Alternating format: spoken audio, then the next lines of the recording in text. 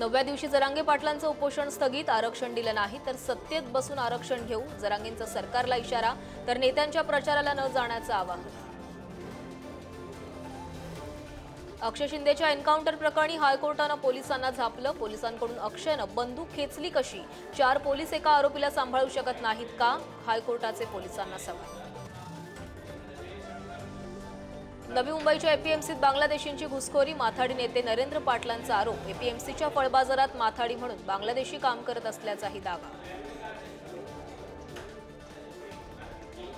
पंतप्रधान नरेंद्र मोदी उद्या पुणे दौऱ्यावर तर केंद्रीय गृहमंत्री अमित शाह आज नाशिक कोल्हापूरच्या दौऱ्यावर। विधानसभा निवडणुकांच्या अनुषंगानं मोदी शहांच्या दौऱ्याला महत्त्व।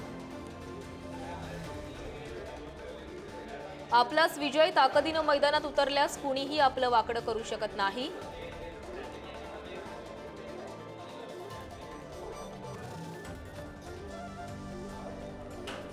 महायुती सरकार विरोधात मवियाचं आंदोलन। सुप्रिया सुळेंचा आंदोलनात सहभाग। पुणे जिल्हा नियोजन समितीत निधीत भेदभाव केल्याचा आरोप।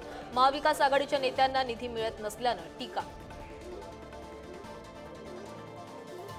महाराष्ट्रातील सरकारी कंत्राटदारांचा आंदोलनाचा इशारा। 76,000 कोटींची बिलं थकवल्यानं आंदोलनाचा पवित्रा।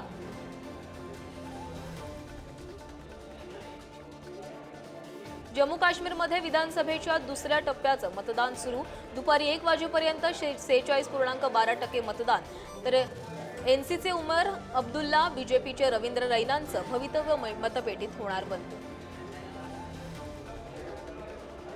सोना चांदीच्या दरात पुन्हा वाढ। सोनं 1500 तर चांदी 2000 महागली। सोन्याला 77,250 रुपये प्रति तोळे तर चांदीला 92,700 प्रति किलो भाव।